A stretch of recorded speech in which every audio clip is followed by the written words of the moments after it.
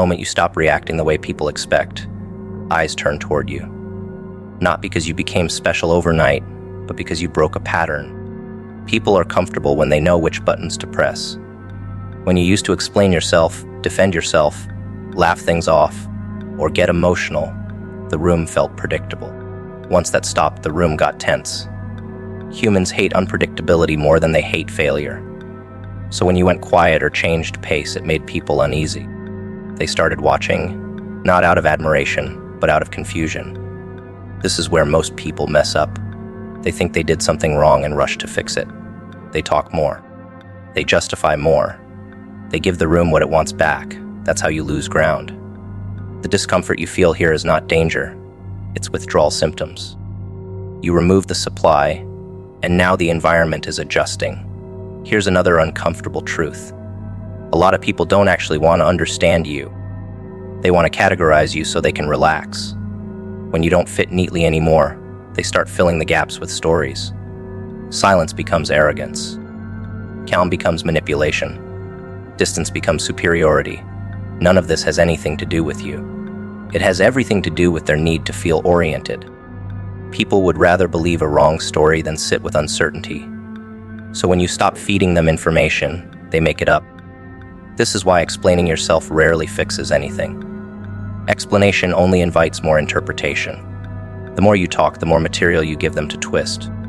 The moment you accept that not everyone needs clarity from you, your life gets simpler, not easier. Simpler. Let's talk about toxic people specifically. They thrive on reaction. That's their fuel. Confusion, guilt, anger, reassurance. When you don't react, they don't suddenly become peaceful. They escalate. Louder comments, subtle digs, sudden concern, fake curiosity. It's not random. It's pressure. They are trying to poke the old version of you back into existence. This phase feels ugly because it exposes who was only comfortable with you when you were manageable. And here's the hard part. If you break now, they learn exactly how long they need to push next time. If you stay steady, the behavior burns itself out. Not because you won, but because there's nothing left to grab onto. Another thing nobody prepares you for is how lonely self-respect can feel at first. When you stop oversharing, stop chasing approval, stop fixing everyone's discomfort, the noise drops. Less messages, less attention, less validation. That silence can mess with your head if your confidence was built on feedback. This is where people relapse. They mistake quiet for failure. It's not failure, it's detox. Your nervous system was addicted to response. Now it's learning how to stand without leaning. Give it time. This is the price of not being owned by other people's moods anymore. Here's something blunt. If someone gets angry when you stay calm, that's information. If someone feels threatened when you improve your life, that's information. If someone keeps misreading you in the worst possible way, that's information. Stop arguing with information. Stop trying to correct it. Use it. You don't need to confront everyone who reveals themselves. You just need to remember. Memory is power. Patterns don't lie. People tell on themselves when you stop interrupting them with explanations. You also need to understand this. Not reacting doesn't mean you're scared. It means you're selective. Every response costs energy. When you respond to nonsense, you teach people that nonsense gets access to you. Silence is not weakness. Silence is a filter. It shows who knows how to behave without constant supervision. The ones who respect you will adjust. The ones who relied on chaos will disappear or self-destruct emotionally. Let them. That's not cruelty. That's boundaries doing their job. Let's get real about control. The more you try to manage how others see you, the more trapped you become. You can't control perception. Never could. The people watching you are not judges. They're observers trying to make sense of their own insecurity. Once you accept that, something shifts. You stop performing. You stop explaining. You stop rushing to clean up misunderstandings.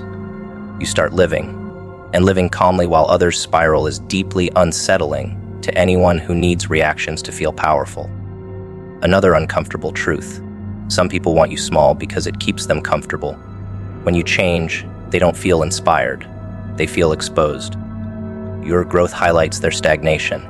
That's why improvement attracts hostility more than applause. Don't internalize that.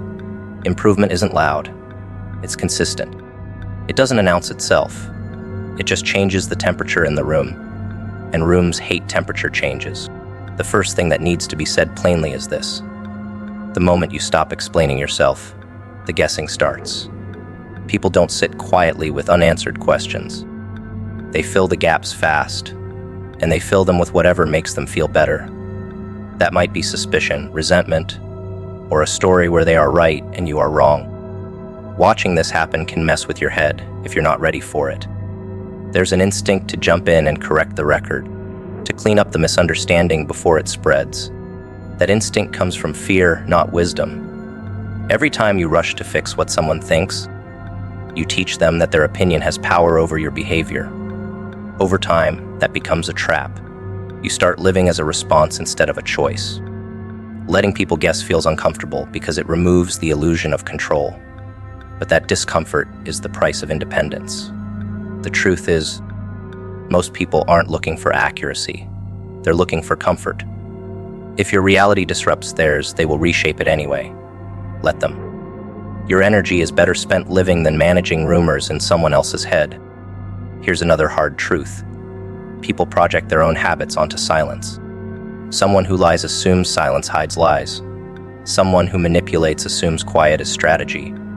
Someone who seeks attention assumes distance is punishment. None of that has anything to do with your actual intentions. It's a mirror they don't realize they're holding.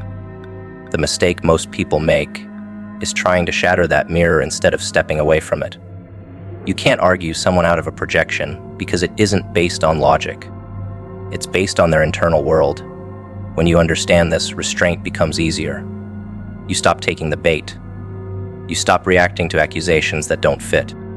You realize defending yourself against a false story only keeps you trapped inside it. Let the projection exist. It collapses on its own when it doesn't get reinforced. Calm consistency over time does more than any explanation ever could. People either adjust their view or reveal how committed they are to misunderstanding. Both outcomes give clarity. Social pressure gets louder when you don't play along. Questions come wrapped as concern. Advice shows up uninvited. Jokes start carrying edges. This isn't curiosity, it's correction. The group wants equilibrium back, and your silence disrupts it. The pressure isn't always hostile, but it's persistent. It nudges you to explain, to soften, to reassure. Giving in feels relieving in the moment, but it resets the cycle. Holding your ground feels awkward, but it changes the rules. Over time, people learn that pushing doesn't move you. That realization forces them to deal with their own discomfort instead of outsourcing it to you. This is where respect quietly forms. Not admiration, respect. The kind that comes from knowing someone won't bend just to make the room feel better.